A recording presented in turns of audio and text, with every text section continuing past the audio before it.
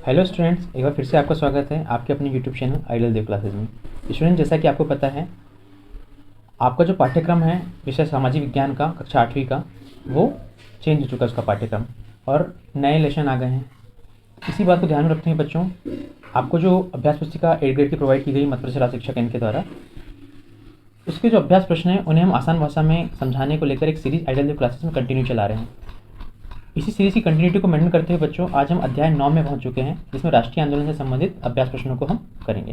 तो बच्चों, बिना किसी देरी के इन अभ्यास प्रश्नों को स्टार्ट करते हैं। पहला अभ्यास प्रश्न है बच्चों, स्वतंत्र भारत में प्रथम भारतीय गवर्नर जनरल कौन थे।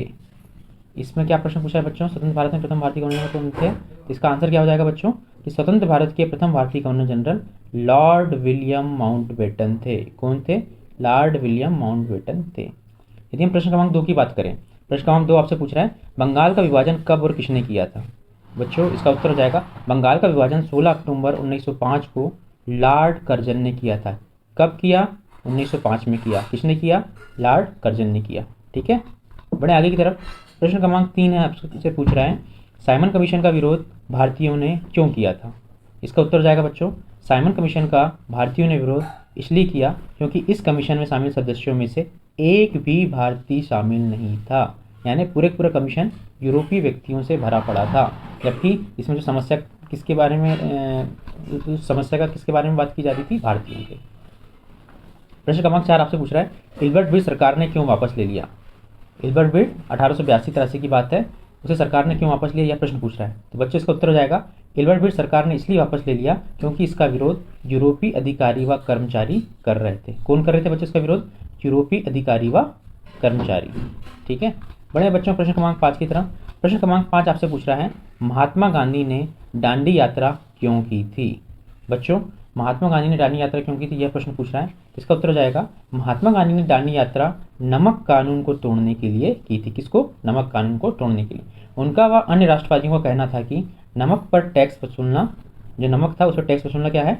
पाप है, क्योंकि यह हमारे भोजन का बुनियादी, यानी इसके बिना हमारा भोजन तैयार नहीं हो सकता बच्चों। और ये एक अमीर से लेके गरीब व्यक्ति तक भी खाता था, और यही एक ऐसी चीज़ थी जो सबको क्या कर सकती थी?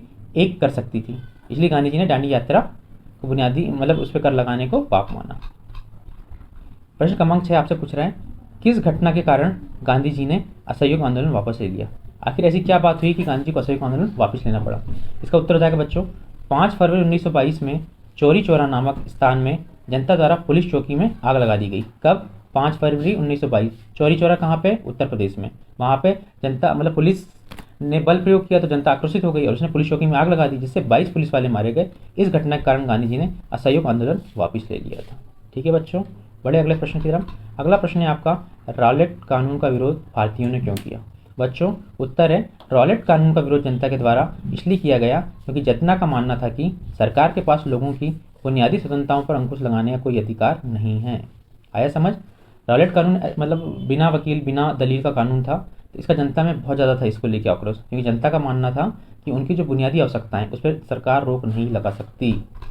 पढ़ते हैं बच्चों प्रश्न क्रमांक 8 की तरफ। प्रश्न क्रमांक 8 आपसे पूछ रहा है, असहयोग आंदोलन में लोगों द्वारा किन वस्तुओं और कार्यों का बहिष्कार किया गया था। इसका उत्तर हो जाएगा बच्चों, असहयोग आंदोलन में लोगों के द्वारा विदेशी कपड़ों की होली जलाई गई, साथ ही अंग्रेजों के द्वारा प्रदान की गई उपाधियां व विधानमंडलों का भी बहिष्कार किया गया। किसका? उपाधि व विधानमंडल का बहिष्कार किया गया।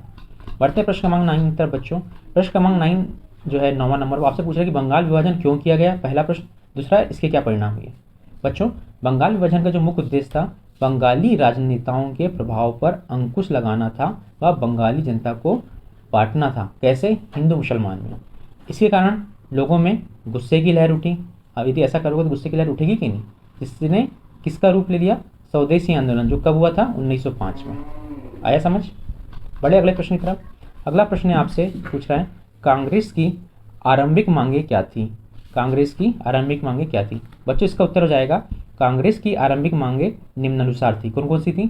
सरकार और शासन में भारतीयों को ज़्यादा जगह दी जाए। ठीक है। दूसरा है, सिविल सेवा की परीक्षा लंदन के साथ साथ भारत में भी आयोजित की जाए। तीसरा है, भारतीयों को शासन में ज़्यादा भागीदारी प्रदान की जाए। आया समझ? ये 3 मांगे उनकी आरंभिक थी। ठीक है। उम्मीद करता हूँ बच्चों ये वीडियो लेक्चर आपको अच्छा लगा होगा। यदि आपको हमारे एक्सप्लेन करने का तरीका अच्छा लगता है तो आप इस वीडियो लेक्चर को अधिक से अधिक जो आपका फ्रेंड्स है उसमें शेयर करें। वीडियो को लाइक ना करो तो लाइक करें, और आइडल देव क्लासेस यूट्यूब चैनल को सब्सक्राइब नहीं कर पाए होंगे तो इसे जल्दी से कर दीजिए। मिलते हैं अगले वीडियो लेक्चर के साथ, तब तक आप मन लगाकर पढ़ाई कीजिए और अपने स्वास्थ्य का ध्यान रखिए। ठीक है बच्चों।